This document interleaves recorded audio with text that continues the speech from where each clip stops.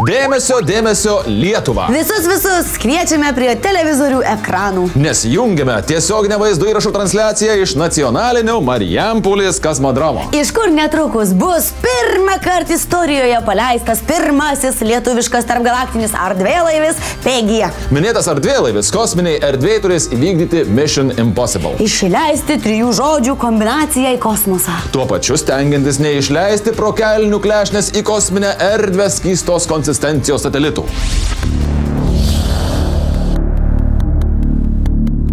Kadangi Lietuvos mokslininkai palaiminti Grybauskaitės ruošiasi į kosmosą paleisti palydovą Lituanica Sat-1, Kakadu tyrėjai nutarė neatsilikti, pralenkti konkurentus kosmose ir išsiųsti į orbitą dar modernesnį palydovą Sputnik PG. Jaučiuosi tikrai virš tautos, virš mūsų Lietuvos, jaučiuosi tikras žmonių pasiuntinys. Ir štai išmušė lemtingą akimirką. Palydovas Sputnik PG ruošiamas skrydžiui į orbitą.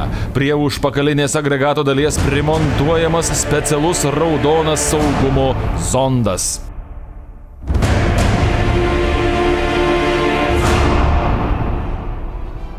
Ir pagaliau žydros spalvos kosminis agregatas skrydžiui parengtas. Sputnik PG keliamas tiesiai į dangų. Už Lietuvą, vyrai! Palydovui primontuojamos teleskopinės išorinio stebėjimo kameros, iš viso 6, kad Lietuva galėtų matyti PG skrydį beveik tiesiogiai. Petrai! Likus minutei iki starto palydovas labai susijaudina, juk tai pirmasis jo skrydis į orbitą. PG tai bus ne šiaip savo pasiskraidimas, tai tikras istorinis skrydis. Mission Impossible. PG užduotis – pasiųsti į galaktikas žinią apie gyvybę Žemėje. Pranešimą susidedantį iš 3 žodžių. Centras, mes orbitoje. Išleiskite žodžius. Už Lietuvą, vyrai! Dėmesio, visiems pasiruošt. 3, 2, 1, startas!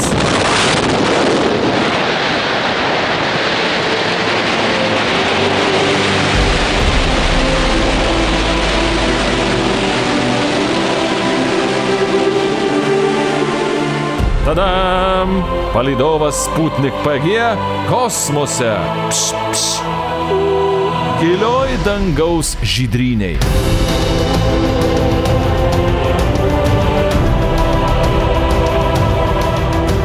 Neatrastiems visatos draugams, kosminėms galaktikoms siunčiama 3 žodžių kombinacija.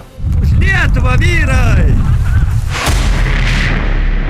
Tačiau visiškai nelauktai ir netikėtai atsitinka baisus kataklizmas. Palydovas įskrieja į Žemės atmosferos sluoksnius ir beprotišku greičiu ima kristi. Įjungiama automatinė nusileidimo programa, ima veikti atsarginis raudonasis zondas.